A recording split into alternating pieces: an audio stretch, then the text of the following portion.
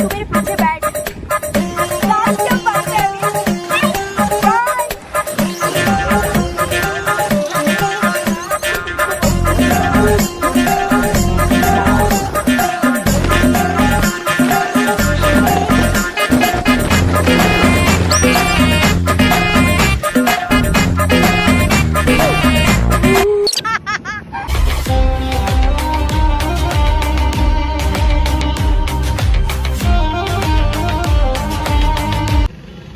गाड़ी सीखने चालू। मरना है क्या भोसड़ी के? मरना तेरे को डर नहीं लगता? अब तो बहुत सारा पेट्रोल भरा है, बहुत सारा गाड़ी चला सकता है। बेकारी नहीं है अपन, बहुत पैसा है अपने पास। स्कूटी कलपारे పోతుందిలే मस्त एक्साइटेड है, मस्त फूड के लाउंड मस्त नर्वस लाउंड।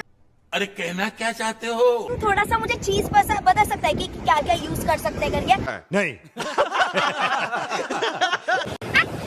ये वाला अगर मुझे लेफ्ट जाना रहेगा तो ये वाला ना राइट, और बंद करना है तो बीच में बंद करना है तो बीच में दबा देने का, और ये पॉम पॉम पॉम पॉम, और ये एक्सीलरेटर ऐसे किया तो स्पीड जाता है, ऐसे किया तो स्लो ना, और ये ब्रेक। पता लगा लिया, सब कुछ पता लगा लिया मैंने, अपने दिमाग का इस्तेमाल करके सब कुछ पता लगा लिया।